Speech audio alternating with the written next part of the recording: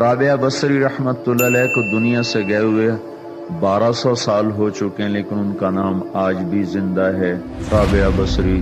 رابعہ بصری نہ کوئی شہزادی تھی، نہ کوئی ملکہ تھی، نہ کوئی وہ خوبصورت تھی، نہ کوئی خاندانی تھی، بلکہ عورت ہونے کے لحاظ سے ہر عیب اس میں تھا۔ ان کی عادت یہ تھی، وہ روزانہ عشاء کی نماز کے بعد غسل کر کے کپڑے بدل کے اپنے خامن سے پوچھتی آپ کو میری ضرورت ہے؟ اگر وہ کہتے کوئی نہیں ہے تو پھر پوچھتی مجھے اجازت ہے؟ وہ کہتے اجازت ہے تو پھر مصلی پہ کھڑی ہو جاتی ہے اور فجر کی نماز تک مصلی پر کھڑی رہتی تھی۔ ان کا خامن جلدی فوت ہو گیا، جوانی میں ہی بیوہ ہو گئی، تو حسن بصری بصرہ کے امام، کیا سارے مسلمانوں کے امام تھے، وہ خود آئے، خود چل کے آئے کہ میں آپ سے شادی کرنا چاہتا ہوں۔ وہ کوئی شادی کا شوق نہیں تھا ان کو، وہ تو اولاد کے قابل نہیں، شکل صرف ان کی نیکی اور ان کا جو اللہ سے تعلق تھا، ان کو یہ لالچ ہوا کہ یہ میری بیوی ہو جائے تو اس کی طفیل شاید میری بخشش ہو جائے۔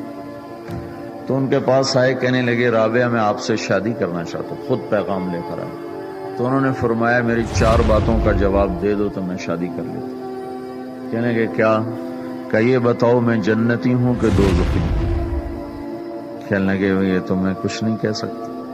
اچھا یہ بتاؤ جب اللہ تعالیٰ قیامت میں اعمال نامے اڑائے گا، کسی کے سیدھے ہاتھ میں آئے گا، کسی کو الٹے ہاتھ میں آئے گا، میرے سیدھے ہاتھ میں آئے گا کہ الٹے ہاتھ میں آئے گا؟ کہنے لگے یہ بھی کچھ نہیں بتا سکتا۔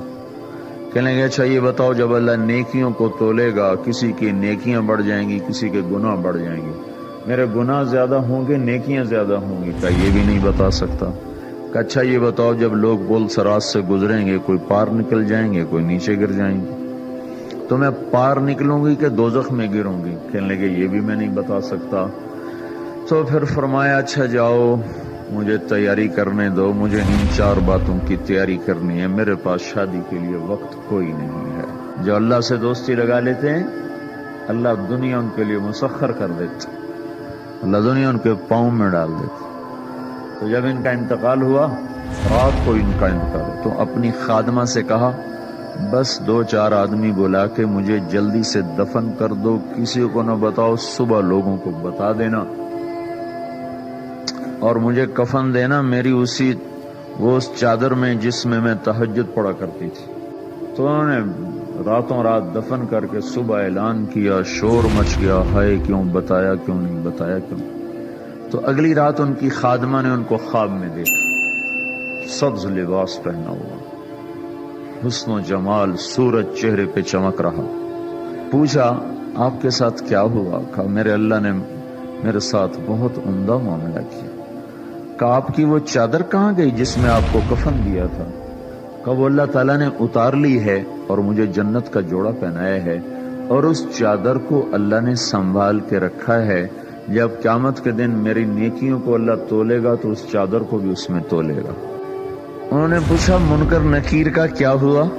کہا وہ آئے تھے تو انہوں نے مجھ سے کہا من ربکی، تیرا رب کون ہے، تیرا رب کون ہے؟ تو میں نے منکر نکیر سے کہا جس اللہ کو 40 سال نہیں بھلایا اس کو 4 ہاتھ زمین کے نیچے آ کر میں بھول جاؤں گی؟ کہ جس رب کو 40 سال میں نہ بھلا سکی اس کو 4 ہاتھ زمین کے نیچے آ کر میں بھول جاؤں گی؟ تو منکر نکیر نے کہا اس کا آگے کیا حساب لینا، چلو بھائی واپس چلو۔